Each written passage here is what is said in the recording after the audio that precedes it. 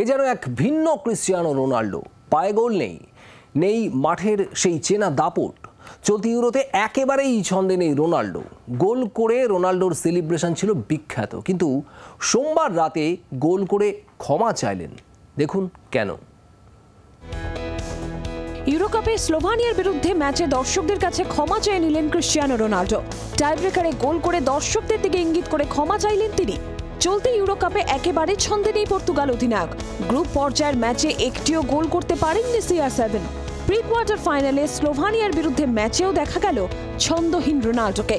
Match চলাকালীন penalty miss করলেন, 4টি ফ্রি কিক থেকে গোল করতে ব্যর্থ হলেন, হতাশায় মাঠে কেঁদেও ফেললেন।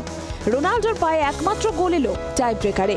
গোল করে নিজের ব্যর্থতার জন্য দর্শকদের কাছে ক্ষমা চাইলেন রোনাল্ডো নিজেও বোধহয় বুঝতে পেরেছেন যে মাঠে তার দাপট কমছে, তাই ম্যাচ শেষে জানিয়ে দিলেন যে এটাই তার শেষ ইউরো টুর্নামেন্ট। এদিকে টাইব্রেকারে স্লোভানিয়াকে 3-0 গোলে হারিয়ে কোয়ার্টার ফাইনালে পৌঁছে গেল পর্তুগাল। আগামী শনিবার কোয়ার্টার ফাইনালে ফ্রান্সের বিরুদ্ধে খেলবেন পেপে রোনাল্ডোরা। ব্যুরো রিপোর্ট, জি24 ঘন্টা। বাংলার আওয়াজ, বাঙালির আবেগ, জি24 ঘন্টা।